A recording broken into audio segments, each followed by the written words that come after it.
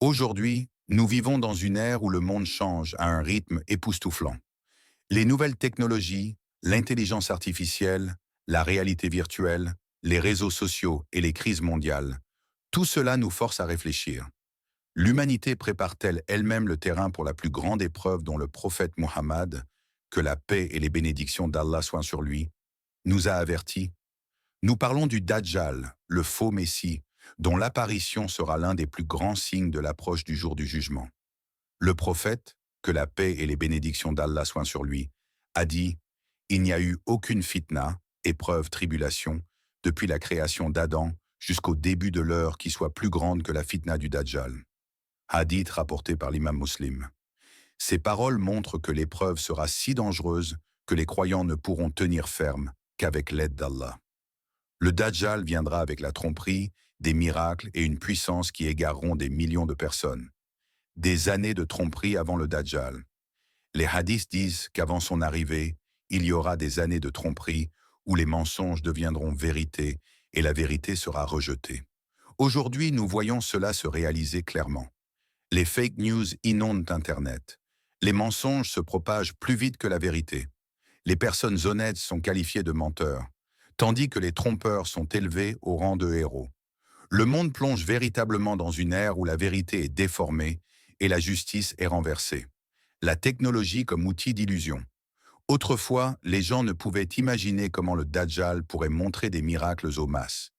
Mais aujourd'hui, la technologie rend presque tout possible.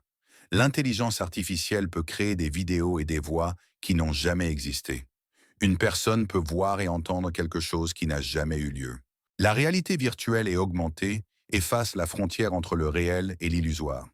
Les hologrammes et les avatars numériques créent l'effet de présence, comme si les morts revenaient à la vie. Toutes ces capacités nous rappellent les avertissements. Le Dajjal viendra avec des miracles complexes qui sembleront complètement réels. Jassad est le monde de la surveillance totale. Les hadiths mentionnent Jassad, un être qui espionnera et recueillera des informations. Le monde moderne est construit sur des systèmes de contrôle total, caméras de surveillance, collecte de données personnelles, programmes qui suivent chaque mouvement d'une personne en ligne. Aujourd'hui, une personne peut être observée sans qu'elle s'en rende compte. Ses habitudes, ses faiblesses et ses intérêts peuvent être connus. Tout cela crée les bases d'une tromperie globale. Les réseaux sociaux et le contrôle des esprits. Le Dajjal influencera les gens non seulement par des miracles, mais aussi par leurs esprits. Aujourd'hui, les médias et les algorithmes le font déjà. Les algorithmes des réseaux sociaux décident de ce qu'une personne voit. La vérité peut être cachée, tandis que les mensonges deviennent viraux. Des millions prennent des décisions basées sur des images et des courtes vidéos sans vérifier la source. Ainsi, la société devient extrêmement vulnérable à toute manipulation. Le déclin moral. Les signes de la fin des temps incluent la perte des valeurs. La famille se désintègre. La moralité est remplacée par la poursuite effrénée des désirs. L'honnêteté est considérée comme de la naïveté et la ruse comme un signe d'intelligence. Dans un tel monde, les gens tomberont facilement dans la tromperie. Ils chercheront non pas la vérité, mais le gain personnel.